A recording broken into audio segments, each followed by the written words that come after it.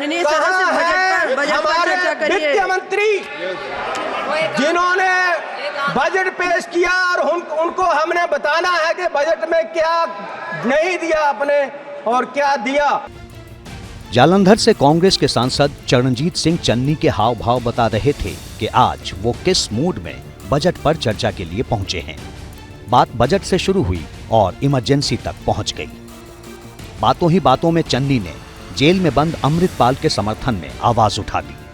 Emergency ये भी है, 20 लाख लोगों द्वारा पंजाब में मेंबर पार्लियामेंट चुना गया और वो एनएस से लगाकर अंदर रखा हुआ है।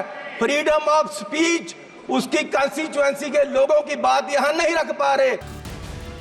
चन्नी के अमृतपाल के समर्थन करने पर संसद के अंदर भी हंगामा हुआ और बाहर भी, लेकिन मुद्दा सिर्फ एक नहीं था। चन्नी ने कई बार संसद में ऐसे बयान दिए जो टकराव की वजह बने।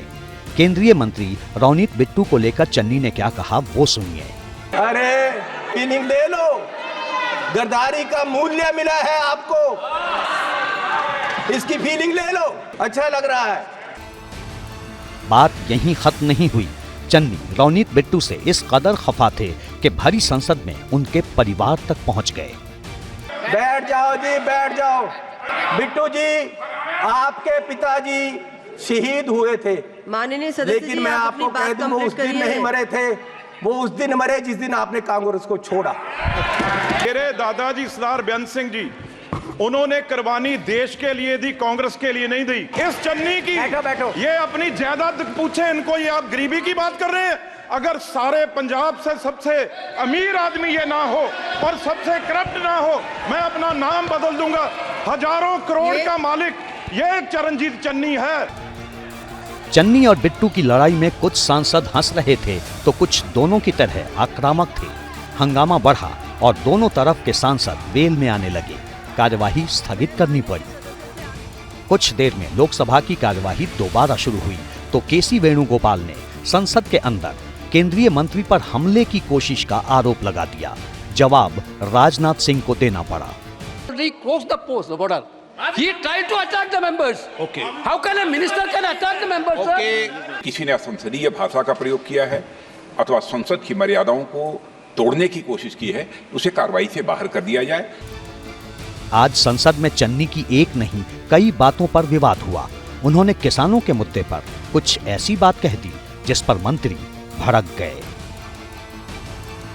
गलत बातें बोल के लोगों को गुमराह करना, ये चन्नी जी कांग्रेस और ये इंडिया अलायंस की रोज की इनकी कहानी है। लोगों को गलत बोल के लोगों को भ्रमित करना और बेबुनियाद बातों के अलावा इनके पास और कुछ नहीं है। इतना बड़ा झूठ बोलना, वो तो पहले मुख्यमंत्री भी थे। क्यों गलत बात रखा है? प्रिविलेज में इसका रेफर होना चाहिए। इन्होंने गलत बात इस सदन में रखा है और गुमराह करने का कोशिश किया है। ये गलत बात है। इसको बीजेपी और पूरे सदन की ओर से मांग करता हूं कि प्रिविलेज में मैटर रेफर होना चाहिए। इसी तरह काफी देर तक संसद में हंगामा हुआ और कई बार कार्यवाही स्थगित करनी पड़ी।